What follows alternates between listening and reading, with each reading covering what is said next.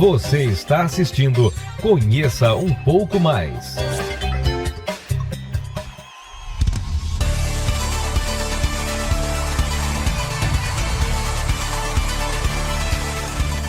Mas antes de a gente falar alguma coisa sobre administração eclesiástica,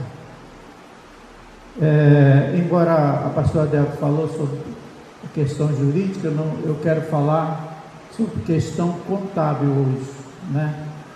Não quero entrar no mérito jurídico. Bem,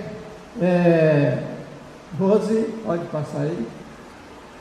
Bem, eu chamei aqui de igreja legal. A igreja legal. O que uma igreja realmente necessita para ser uma igreja legal? Lá em cima está assim: estatuto, regimento interno, CNPJ, livro de ata, livro de inspeção do trabalho, certificado de bombeiro, alvará de localização e inspeção sanitária. Vamos por partes. Todo mundo sabe que uma igreja precisa de uma ata de fundação e um estatuto, e um CNPJ, não é isso? Essa cultura já vem de tempo. Muitos pastores pegam o estatuto, o CNPJ, botam embaixo do braço e dizem assim: está tudo bem e a gente está legal. A igreja é isenta de impostos, então está tudo legal. Não está, não. Livro de ata, importante o livro de ata. Eu só vou dar uma palhinha sobre o livro de ata.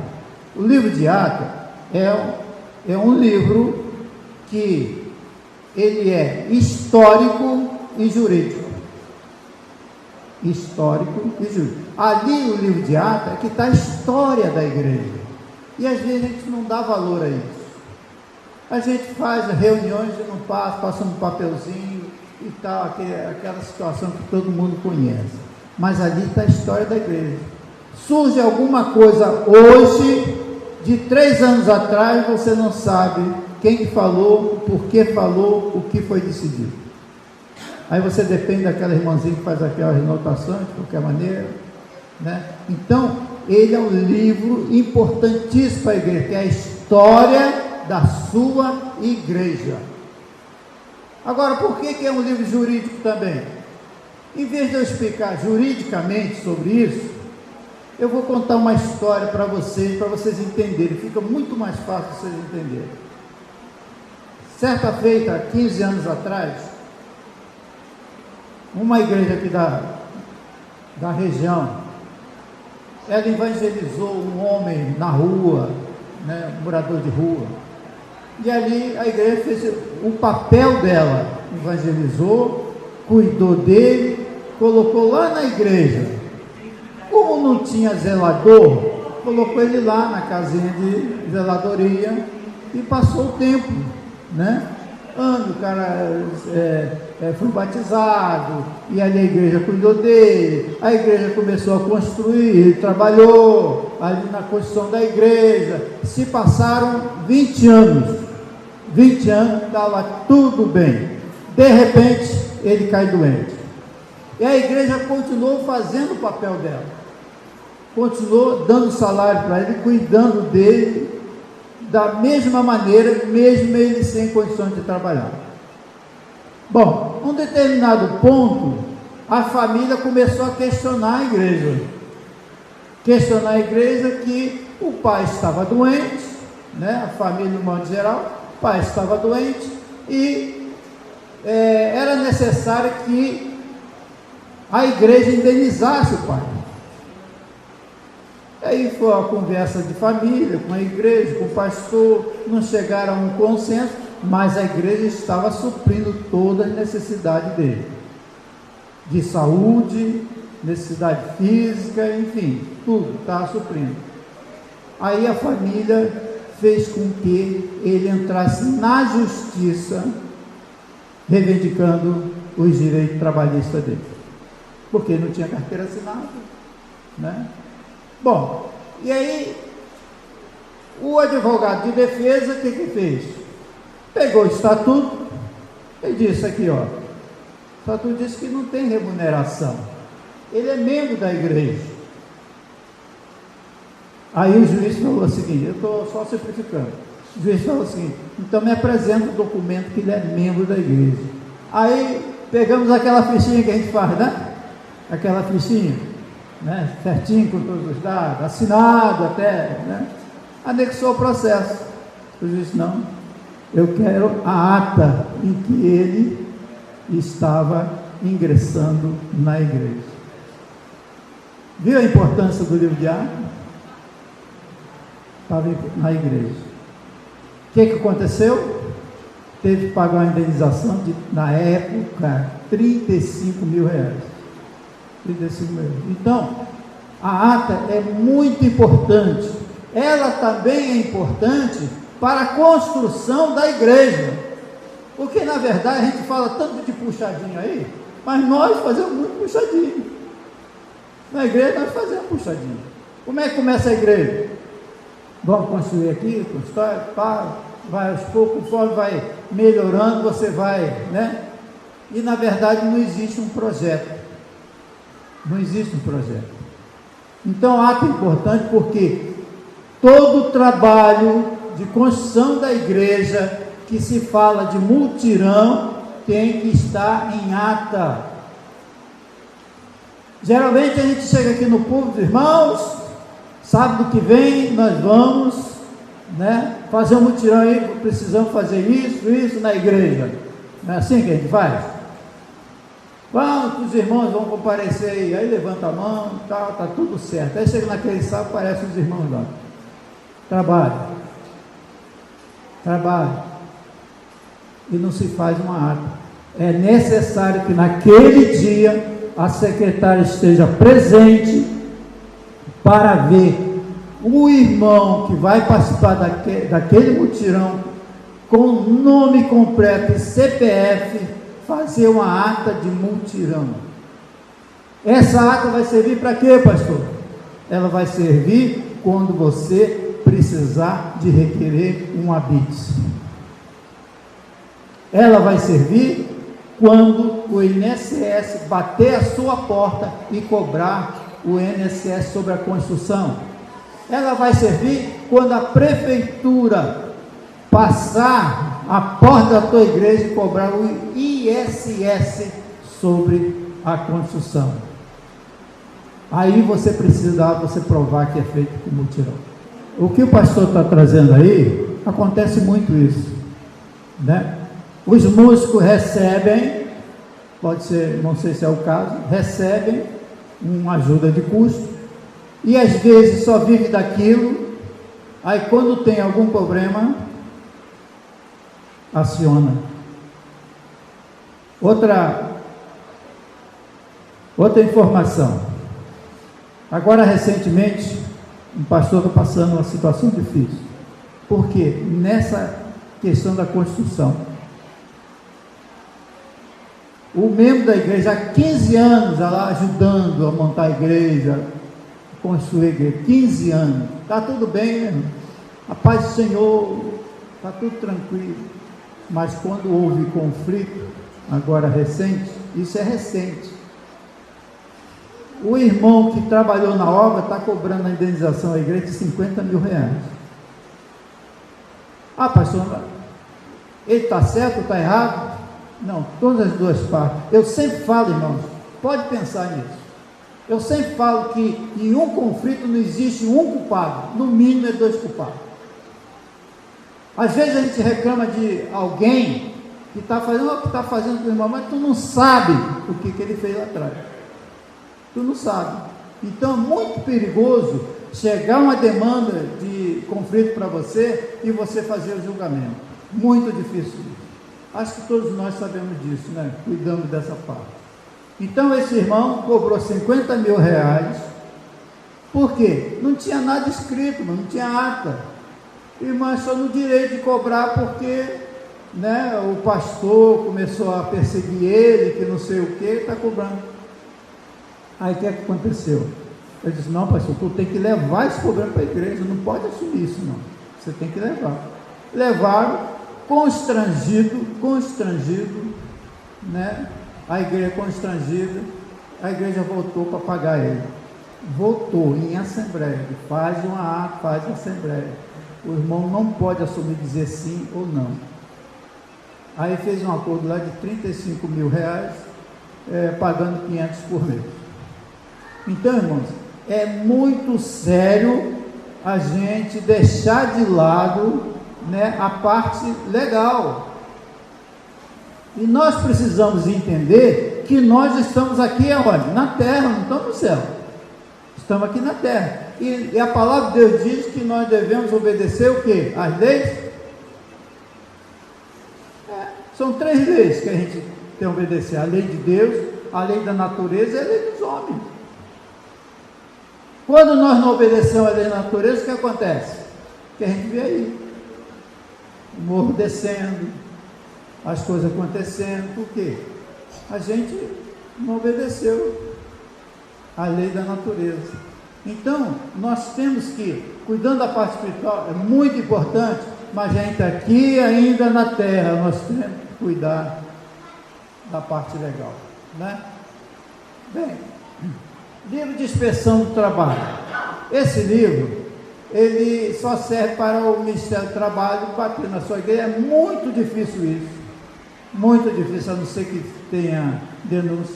O Ministério do Trabalho não bate na igreja, mas você tem que ter o livro. Se por acaso esse livro que custa 16, 18 reais, o fiscal do Ministério estava batendo na igreja, perguntava: vocês têm empregado registrado? Não tem? Cadê o livro?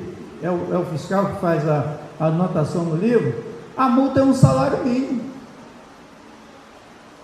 por falta desse livro que custa 18 reais. E a gente deixa passar isso. Não tem nada, né? Então, o livro de inspeção de trabalho é importante, não é utilizar, você tem que deixar na igreja, assinar, deixar, fazer o termo de abertura, deixa lá. Não custa a gente não correr esse risco. Bom, certificado do bombeiro é um outro problema. É um outro problema. Por quê?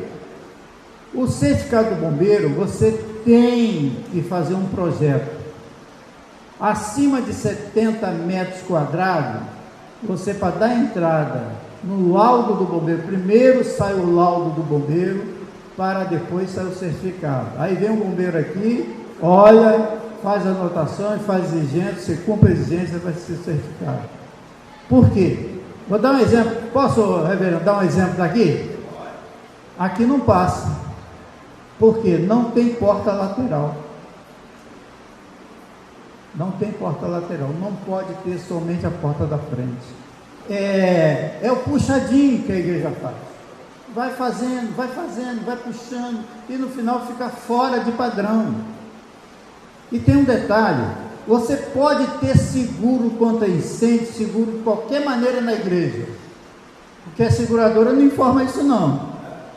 Mas se você, na hora do sinistro, você não provar que você tem um certificado de aprovação do bombeiro, a seguradora não te paga. A seguradora não te paga. Ela não informa isso para você. É que igualzinho em carro, né? A gente faz seguro do carro e tal, mas tem certas coisas que ela não te informa, só na hora que você precisa. Então é sério, irmão. A gente precisa olhar para esse lado, né? Porque, na verdade, vamos construir a igreja? Tem que fazer um projeto. A verdade é essa. Mesmo que você não consiga fazer tudo, mas o projeto tem que estar pronto. Ah, irmão, eu não tenho condições de fazer um templo desse aqui, mas você já tem que ter idealizado isso num projeto, e que você faça metade. O culto aqui é só a nossa metade, vai esticando, mas o projeto está pronto. Você vai começar a idealizar as coisas dentro do projeto. E nós não fazemos isso, todos nós somos assim. Mas a gente precisa colocar essas coisas nos seus devidos lugares, né? E a gente tem que saber que a igreja é um local público. E nós, como igreja, nós temos responsabilidade do que ocorre aqui dentro. E não é só o pastor não, é toda a igreja. Então nós temos que pensar nisso. pelo menos tentar melhorar, tentar regularizar a igreja nesse sentido. Quem que conheceu aqui o Shopping Luzes, Campo Grande? Conheceu, meu irmão? Shopping Luzes começou com uma farmáciazinha, né? E depois virou um shopping. O incêndio que teve lá, o cara não recebeu um tostão sequer. Por quê? Porque o laudo do bombeiro, o certificado do bombeiro só estava até a metade. Ele achava que tinha um certificado, estava bem. Aí quando chegou na hora do seguro, o seguro disse, não, os metros quadrados aqui não bate.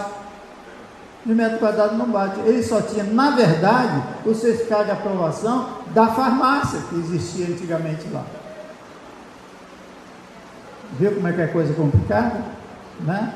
Então nós temos que ver que é questão de segurança, temos que realizar. O pastor aqui já teve essa informação anterior, tem que fazer a porta. Lá na igreja, os irmãos que quiserem fazer uma modificação, de essa porta não pode sair. A lateral, não pode sair.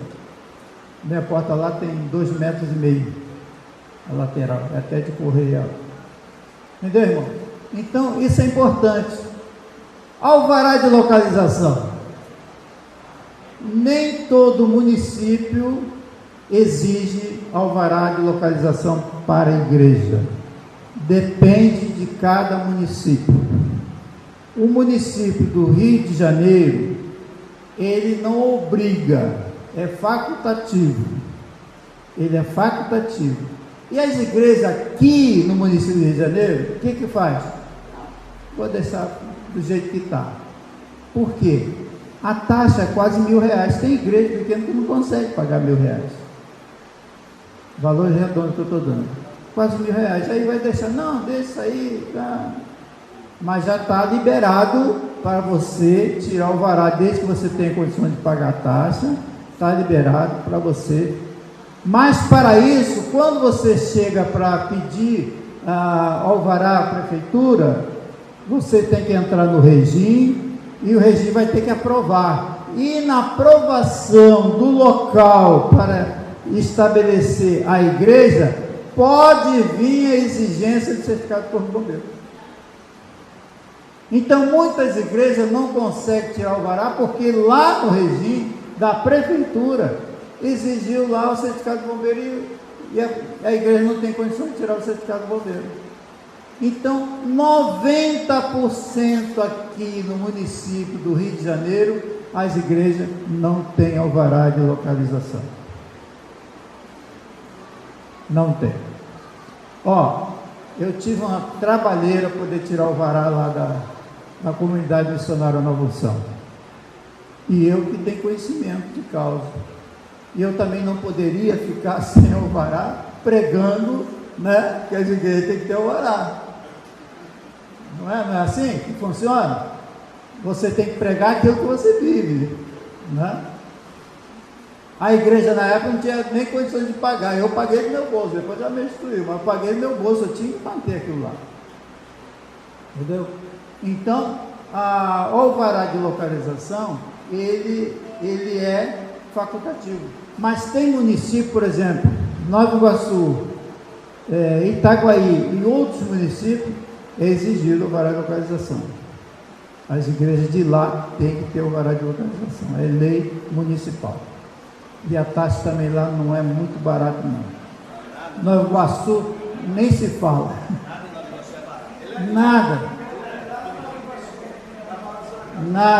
Até que o pastor Jonathan que sabe o que ele passa lá.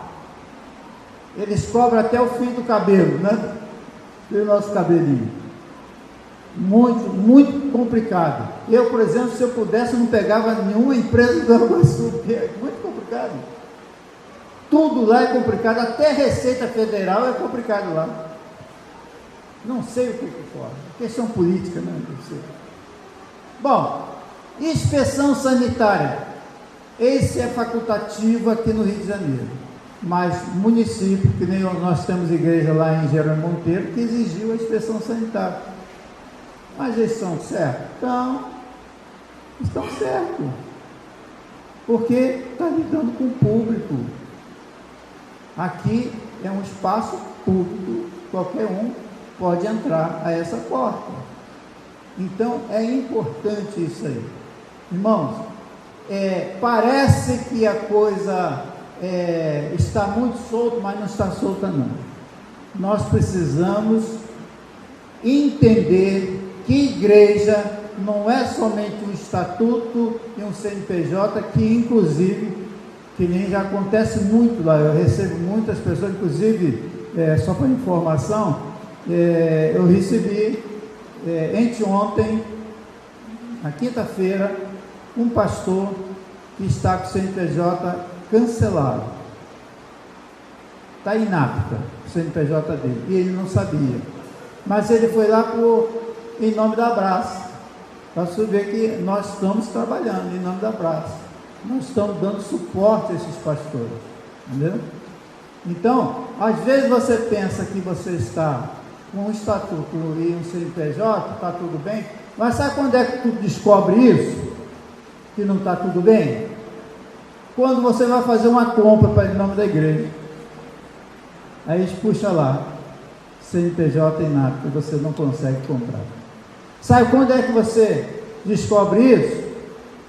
Quando talvez você seja aposentado e que o teu CPF está vinculado àquele CNPJ e é suspensa o teu benefício.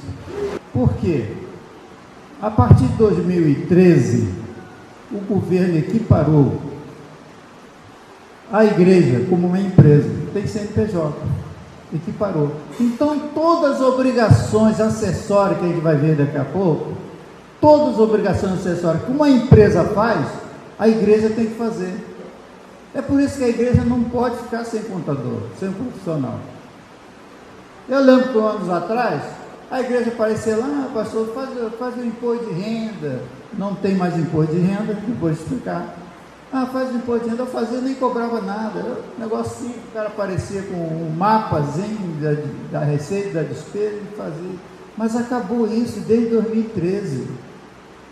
Você tem que apresentar relatório mensal, as informações mensais.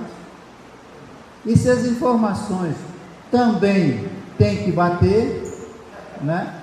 Senão você vai ser penalizado por isso.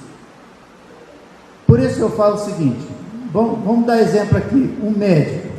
Você vai ao médico, você sentiu alguma coisa, você foi ao médico, e qual médico você vai? Um clínico geral, primeiro, né? Aí o clínico diz assim, rapaz, teu problema aqui, eu vou encaminhar você ao cardiologista. Não é assim? Ou qualquer outra área.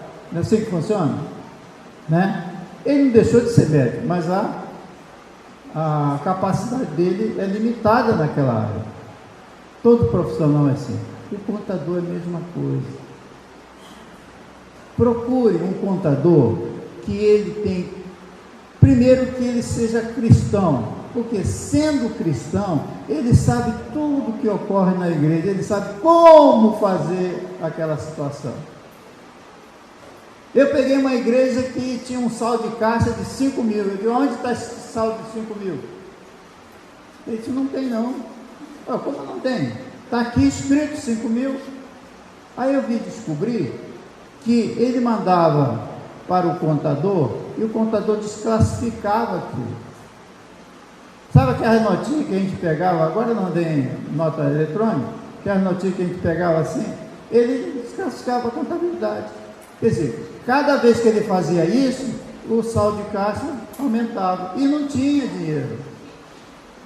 Agora, o contador que sabe como é que funciona a igreja, ele sabe como proceder para se transformar aquilo legal.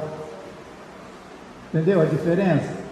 Especializado naquilo. O outro não deixou de ser contador, o outro não deixou de ser um bom profissional, mas a área é diferente. Tem que ser um contador que tenha conhecimento do terceiro setor, que a gente chama. Não, ele está fazendo uma colocação importante, né? Não basta ser crente, basta conhecer o terceiro setor, né? Mas por que eu falo crente? Porque ele sabe. Quer ver um detalhe importante? Quem aqui é tesoureiro da igreja? Tem alguém aqui, tesoureiro? Não, né? Então, a tesouraria da igreja.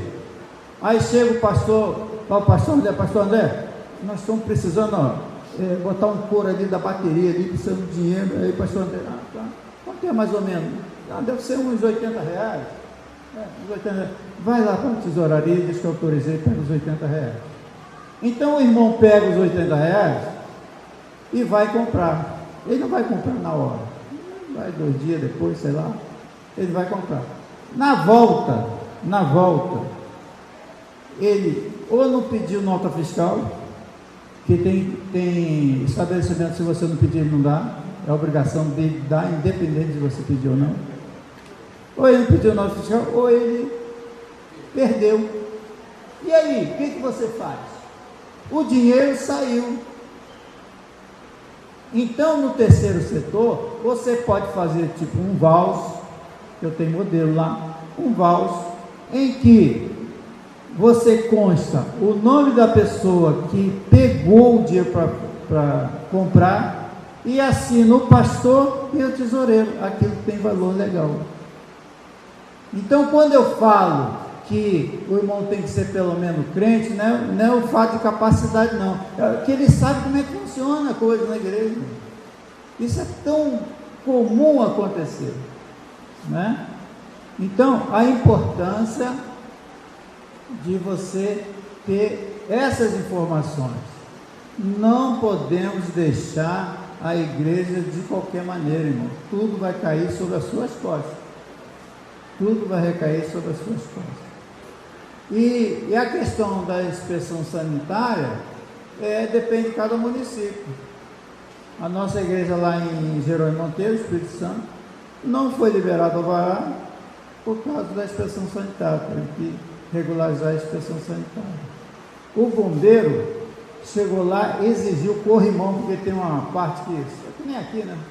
Mas sobe, exigiu corrimão. Tivemos que colocar corrimão para o bombeiro. Agora, o que eu aconselho é o seguinte: independente se o cara tem possibilidade ou não de trazer o comprovante, o que você faz? Irmão, preciso para comprar esse instrumento aí. Então, ao sair o dinheiro, tu já faz o valse e a pessoa que está sendo responsável assina, né?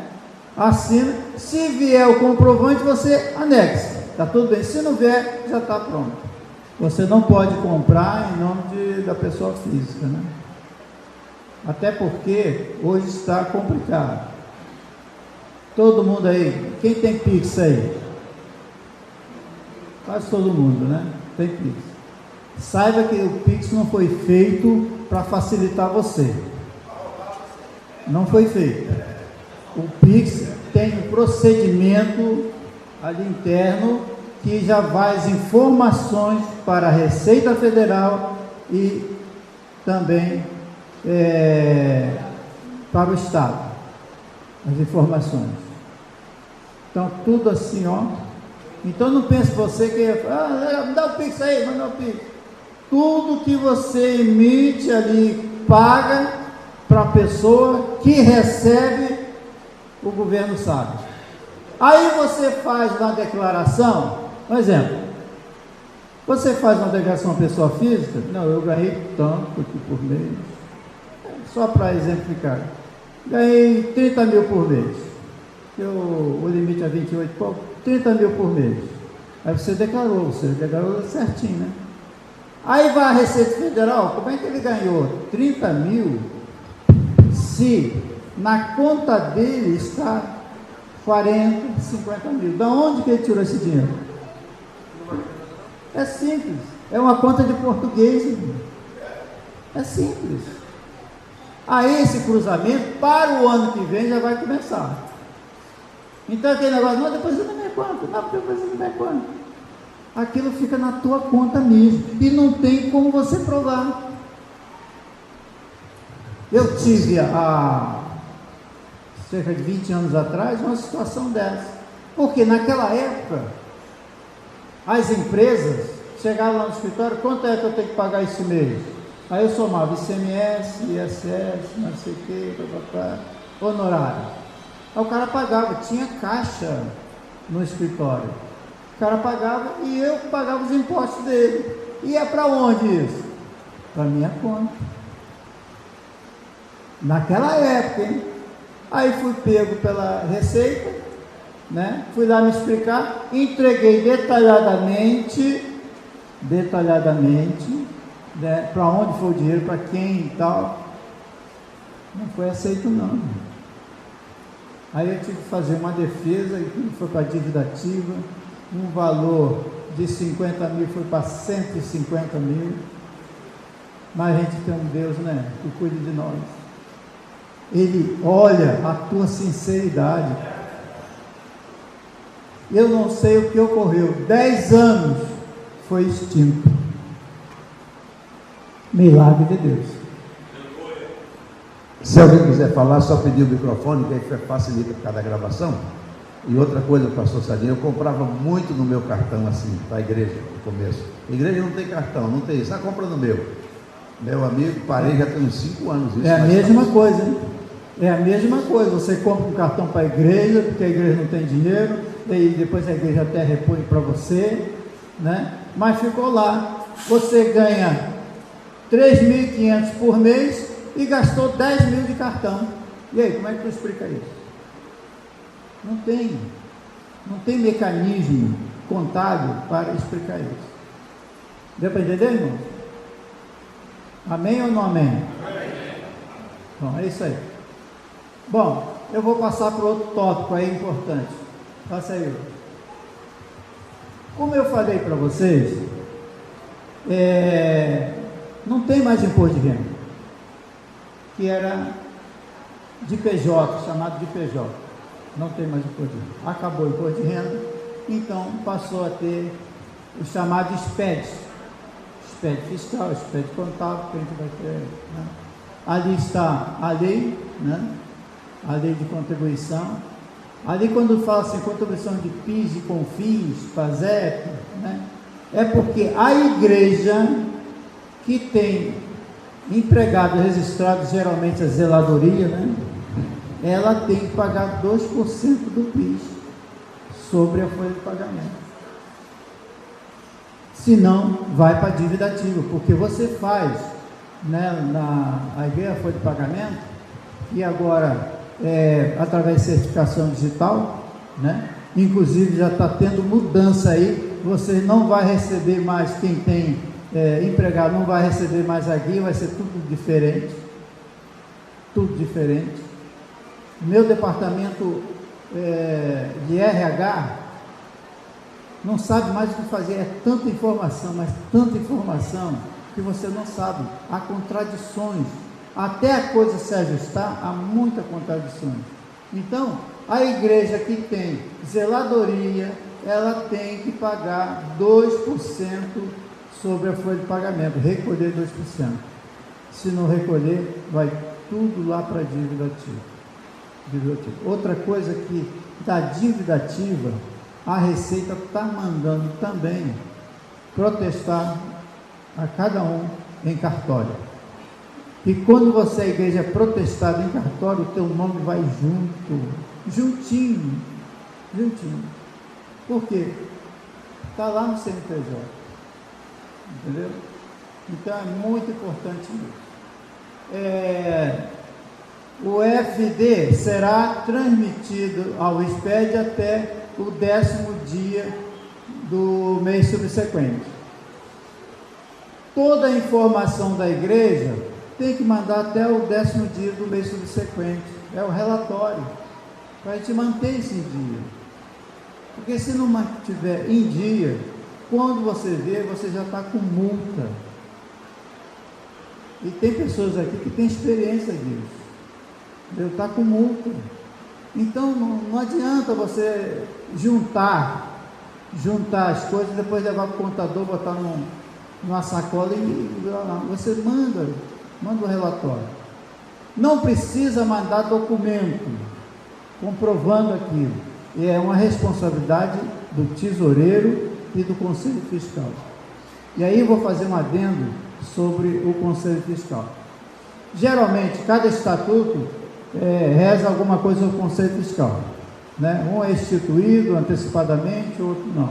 Eu costumo colocar no estatuto, né, aquelas igrejas que são registradas, que o Conselho Fiscal será instituído para verificar a conta do período e após a verificação, aprovação, ele é dissolvido. Sabe por quê, irmão? Porque às vezes você tem pessoas, às vezes no Conselho Fiscal, que está perseguindo a igreja também. Então acontece isso. Eu creio que eu estou falando aqui algo que já aconteceu aí com os irmãos. Então, para que você tem instituir o Conselho Fiscal por 6 anos? Outra coisa, a ata, ela tem que estar em dia. Porque a ata, ela consta lá. Em alguns casos, o presidente, ele é por tempo determinado. As demais componentes da diretoria é por 1 ano, 2 anos, 3 anos, você que institui aquilo. 1 ano, eu acho que é muito pouco. Quer dizer, cada ano você tem que fazer uma ata renovando. Registrar, é uma despesa. E é uma despesa grande. Registrar uma ata não é você reconhecer firma ali no cartório que custa R$10, não. Entendeu? Então, no mínimo você tem que ter no seu estatuto 2 anos, para dar folga, para a igreja também respirar um pouco. Então essa ata ela tem que estar atualizada, senão você não consegue nem movimentar a conta bancária. Essa semana mesmo, pastor desesperado. Pastor, aconteceu no banco que eu não consigo pagar. Não consigo pagar as contas. Dá uma mensagem lá, não sei o quê. Aí foi ver, sabe o que é, né? Primeiro que ele tinha um DCTF atrasado. Segundo, que a ata estava vencida. O banco, ó, nem avisou. Oi? Bom, isso é a interpretação de cada cartório, né? Corregedoria. Aqui no Rio de Janeiro, aceito. Né? Não se chama vitalícia, por tempo indeterminado. Quer dizer, a igreja pode a qualquer momento dizer assim, não queremos ser como pastor. Entendeu? Mas em alguns estados não aceitam. Por exemplo, lá no Espírito Santo, eu fiz lá um estatuto que não aceitaram isso. Não aceitaram, tinha que botar a diretoria, toda a diretoria, um tempo determinado de diretoria. Por quê? A corregedoria lá é diferente do Rio de Janeiro. Aqui ainda aceita. Mas segundo as informações, não somente nisso, mas vai ter algumas mudanças aí. Algumas mudanças em relação ao cartório. Por quê? Como é que o cartório faz? As demandas, os problemas, eles vão juntando, depois eles vão fazendo aqui na igreja. Regimento interno. Aí eu, por exemplo, faço isso, vou anotando todas as deficiências. Chega no final do ano, eu coloco para a igreja, eu preciso mudar isso, tal disso, que eles irmãos sabem, aprova? Não. Eu vou acrescentando ou extinguindo alguma coisa, né? Vai mudando. Pode passar, Rony. Olha lá, o SF, veja que você vai ver algumas siglas aí. Um monte de sigla, um monte de declaração. E a gente já pediu, né, às autoridades, através da Associação dos Contadores, que unifiquem isso. É muita informação desnecessária. Então você tem o SF, substitui a declaração de informações econômicas, e vai a mesma informação do fiscal. Mas não somos obrigados a fazer, senão vem multa. Entendeu? Vem multa. O E-Social, projeto do governo federal para unificação das informações fiscais, previdenciária e trabalhista. Olha como é que a coisa está. O E-Social já está tendo mudanças, de novo. O E-Social. Então, as informações, na verdade, o E-Social, ela vai comandar todo o departamento, toda a parte da Receita Federal, vai comandar tudo. Quer dizer, você colocar no início do E-Social, para você registrar o empregado, você tem que dizer, seu empregado tinha casa própria, vivia de aluguel, ou morava com parente. Olha que absurdo. Aí você tinha que informar: não, eu moro de aluguel. Quem é o locador, proprietário? Qual o CPF dele? Porque se não informasse que, você não informasse que pagava aluguel, e o cara também não dissesse que recebeu o aluguel de você, o que acontece? Receber intimação, cruzamento. Tudo tem cruzamento, né? Próximo. Bom, para o SPED fiscal, o SPED contábil, qualquer outro tipo de sigla, você precisa de duas coisas: ou a procuração eletrônica ou certificado digital. Geralmente o contador pede: não, a tua igreja tem que ter certificação digital. Não está errado. Só que ainda neste momento a procuração eletrônica substitui a certificação, desde que não tenha empregado registrado. Quem tem empregado registrado não pode fugir dessa regra da certificação digital. Sem a certificação digital você não faz nada dos empregados. Então a diferença é essa. Então mantém a procuração eletrônica e fica muito mais barato, e ela pode ser válida até 5 anos, e a certificação todo ano você tem que renovar. É um dinheiro, para a igreja é um dinheiro. Então a diferença que às vezes o contador pede: não, procuração eletrônica, não, é certificado, tem que fazer. É essa a diferença. Estamos entendidos? A tua igreja não tem certificação, mas ela tem que ter procuração eletrônica. Senão você não consegue fazer nada, né? A Rose, que trabalha comigo, de vez em quando: pastor, não tem certificação, não posso fazer nada. E eu tenho uma lá, o seguinte: o pastor faleceu, e eu precisei, quando a pessoa falece, CPF cancelado. Já viu isso, né? CPF cancelado. E agora? Então o que está sendo feito? Nós estamos fazendo uma nova diretoria, né, registrando uma ata, para que o presidente agora possa assinar. Mas enquanto isso, está vencendo as coisas, vai ter que pagar com multa. Eu trabalho com empresa. Eu tenho aproximadamente 223 empresas, que dá um total, direto e indiretamente, de quase 1.000 funcionários. Então, as empresas, ela precisa estar alinhada também. Se você tem alguma empresa, tem MEI, MEI, não é assim não. Não adianta você ter um MEI que tem um limite de 6.000 quebradinhos por mês,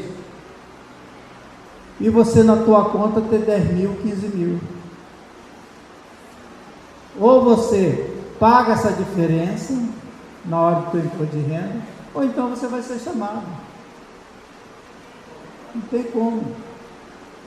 Entendeu? Pode falar. Aconteceu algo comigo. Na realidade, pelo jeito, só acontece comigo, né? Ninguém fala nada. Então, eu não sei se nos demais municípios tem o mesmo problema. Lá no Rio de Janeiro, o nosso prefeito Eduardo Paz criou a gente precisa ter uma vistoria. Está sabendo dessa lei da vistoria? Então, prédios com mais de 1.000 metros quadrados precisa ter essa vistoria. E chegou um rapaz lá na igreja, né, olhando lá, tocando, procurando o responsável, e ele me alertou: olha, vocês já foram notificados já está até no Diário Oficial, e mostrou lá o nome, bem antes de eu ser notificado, mas bem antes de chegar para mim a carta da prefeitura, e chegou realmente. E ele representava uma empresa que faria essa vistoria, e me cobraria R$1.000 para fazer a vistoria e regularizar. Eu achei estranho, porque o cara já estava sabendo algo que eu ainda mesmo não estava nem sabendo Beleza, se eu tivesse pago a ele, né, fosse um cara, tem que resolver logo e pago. Não, eu fui lá na prefeitura, procurei o setor responsável, e apesar do imóvel, onde eu acho que a maior parte aqui conhece onde nós estamos localizados, ter 500 metros quadrados, lá constava com 429 metros de área construída, e que eu não precisaria cumprir aquela exigência. Eles me orientaram a passar por e-mail, né? Eu passei a cópia do IPTU tudo certinho, e eles no mesmo dia, a eficiência realmente, no mesmo dia eles me mandaram um e-mail respondendo, certificando que eu não precisava, ou seja, foi resolvido sem eu pagar nada. Eu só estou falando isso porque vai que de repente tem algum pastor aqui que possa receber alguém na sua igreja querendo aplicar esse migué em você, tá? É só para prédios acima de 1.000 metros quadrados. É isso aí, realmente acontece isso. Mas infelizmente tem pessoas infiltradas que têm informações antes. Você quer ver um detalhe? Quando eu me aposentei, eu dei entrada lá em Miguel Pereira, que aqui era complicado, Miguel Pereira. Bem, eu saí de lá com a carta de aposentadoria, não veio pelo correio, saí com a carta de aposentadoria. Glorifiquei a Deus, até chorei, glorifiquei a Deus, saí com a carta. No meio do caminho, ali em Arcádia, a gente desce aí, quem conhece, em Arcádia eu parei ali para fazer um lanche. Eu recebo um telefonema, já me oferecendo o quê? Empréstimo. Não tinha chegado nem em casa, cara, nem recebido a primeira parcela. Então isso vai acontecer, o que aconteceu? Pessoas infiltradas. E aí, por falta de conhecimento, aí você tem que pegar isso, entregar ao seu contador e ele sabe como proceder. Tá bom? Irmãos, aqui no Rio acontece isso. Imagine lá no Nordeste. Nordeste. Essa cunhada que faleceu, ela era aposentada. Sabe quanto que ela recebe por mês? R$200. O resto tudo empréstimo que fazem. Porque lá, como a pessoa não tem instrução e também não sabe ler nem escrever, como é que eles fazem para tirar o dinheiro? Dá o cartão e dá a senha junto. É comum isso. A minha esposa foi lá tirar o dinheiro lá, o cara me deu a tua senha. Por que minha senha? Não, para me tirar o dinheiro. Não, só pode botar aí que eu boto a minha senha aqui. Então eles fazem isso. Então a maioria dos aposentados estão nessa situação por causa disso. É só para tirar uma dúvida minha. Se uma pessoa ela tem um CNPJ e esse CNPJ é de uma firma de um nome, só que agora ele não está trabalhando mais com essa empresa. Se ele quiser fazer um tipo uma portabilidade, utilizando, se pode fazer isso, ele utilizar o seu CPF para uma nova empresa dele, já com outro tipo de produto, pode ou não pode? Se essa empresa tiver regularizada, ele até pode. Só tem que, para se enquadrar no Simples Nacional, vai depender do capital e do valor, né, que é estabelecido na receita. Na receita da empresa, entendeu? Ele pode ter quantas sociedades for necessário, mas se tiver algum CNPJ cancelado ou inapto, ele não consegue fazer não. Tá bom? Mais alguma pergunta nesse tópico? Pode passar. Sim, eu queria fazer uma pergunta, senhor. Como é que uma pessoa, uma empresa, ela fecha, né, com o CNPJ, ela abre uma falência e depois o mesmo cara abre a outra empresa com outra razão social, com outro nome? Na verdade, ele colocou o nome de outra pessoa. Laranja. Laranja. Entendeu? Porque não tem como mais. Antigamente encostava a empresa, abria outra, hoje não pode isso, não consegue isso. Ele coloca em nome de outra pessoa. Contribuição devida a todos aqueles que participam de uma determinada categoria econômica ou profissional. Ou seja, contribuição patronal. Bom, a igreja, ela é obrigatória? A contribuição patronal? O nome já diz, patrão, não é empregado. A gente não está falando sobre empregado. A igreja que não tem empregado, ela está isento disso. Mas o sindicato manda carta, cobrando, intimidando. Somente você mandar o teu contador fazer uma carta, resposta, dizendo a lei, tudo direitinho, para poder você não ficar, né? Porque o sindicato pode mandar você cobrar judicialmente. Recebi novamente a carta. Então você tem que mandar o teu contador fazer isso, encaminhar o sindicato. Agora, a igreja que tem empregado registrado, quando eu falo empregado, que geralmente é zeladoria, mas pode ter outros, né, registrados, ela está sujeita à contribuição sindical patronal, porque ela tem empregado, além do contribuição de empregado. Então essa está o. Então se você não tem registro na sua igreja, você está isento. Agora não deixe passar em branco as cartas que você receber. Faz a comunicação ao sindicato. Amém? Tem alguma pergunta nesse sentido? Eu vou ligar para o meu contador. Liga mesmo. Liga direto para o RH. Tá bom? Próximo. Isenção. Empresa é enquadrada no Simples Nacional, ali está a lei, entidades sem fins, econômico, condomínio, igreja, associações. Observação. Igreja em que seus dirigentes são remunerados, comprovar junto ao Ministério do Trabalho. Então tem igreja, eu particularmente não concordo assinar a carteira de pastor. Eu particularmente, não sou contra não. Mas se a igreja tem um pastor que é um pastor profissional, vamos dizer assim, ela está sujeita a isso aí, não está isento não. E tem um detalhe, qual é a agravante nesse caso? A agravante que vai ter que ser informado na chamada GFIP da Caixa Econômica Federal, essas remunerações. E informando essas remunerações, elas vão direto para o SPED, contábil fiscal. Indo direto, vai direto também para o chamado DCTF. E no DCTF você vai ter a surpresa de receber da Receita Federal um valor que você deve contribuir como empresa mensalmente. E aí a gente vai cair naquela situação. Vem cá, como é que fica a situação do pastor? Pastor que trabalha, eu não sei se está no próximo. Está aqui. Ajuda de curso pastoral. Ajuda de curso pastoral.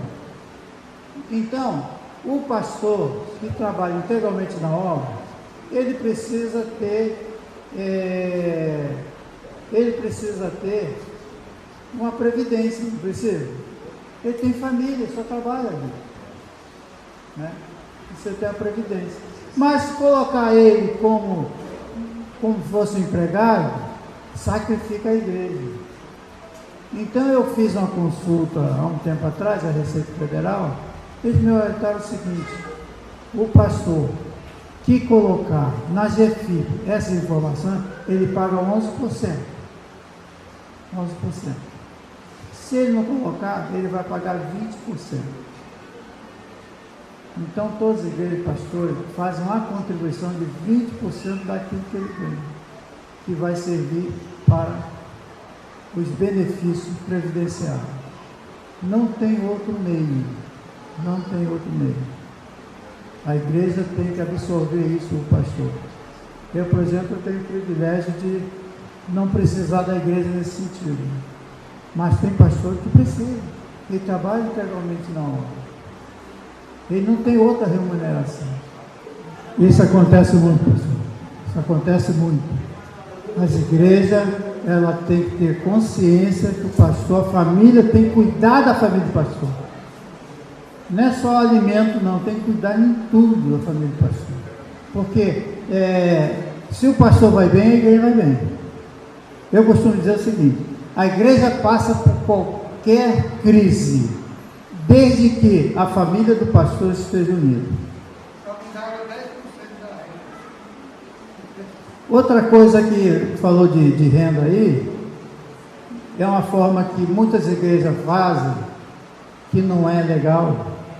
Não, pastor, o teu salário aqui vai ser tantos por cento da arrecadação da igreja. Isso não é legal, não. Isso não é legal, não. Entendeu? É preferir você atribuir um valor para ele em ata do que você fazer isso. Fala.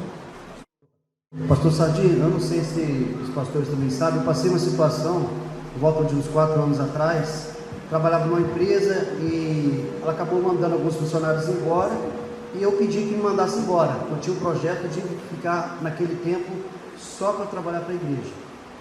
E eu não recebia nenhuma prebenda da igreja, eu abria a mão porque tem o meu salário, não precisava. Eu pensei assim, vou ficar 6 meses, pedi conta, recebi, na verdade, todos os direitos, vou ficar 6 meses, vou entrar no auxílio e vou ficar recebendo auxílio, daqui a 6 meses eu volto para o mercado para trabalhar. Quando eu fui para dar entrada no auxílio, eu não pude pegar, porque o nome era registrado como se eu recebesse da igreja. Isso é uma falha grossesca da Receita Federal. Por quê? Conforme eu falei, ela equipara a igreja com uma empresa, tem CNPJ. Aqui no Rio eu já entrei com uma defesa no auxílio-desemprego para um pastor, e citando lá que, embora o nome dele esteja na Receita Federal, e consta lá no CNPJ, mas ele não tem nenhuma remuneração conforme o estatuto. Um aceitou, o outro não aceitou. Então isso é uma falha muito grande, na Receita Federal. Bom, eu já falei sobre esse assunto, infelizmente cada horário, e estou à disposição dos irmãos, tá? Em nome da Abraço, estou à disposição dos irmãos. Bem?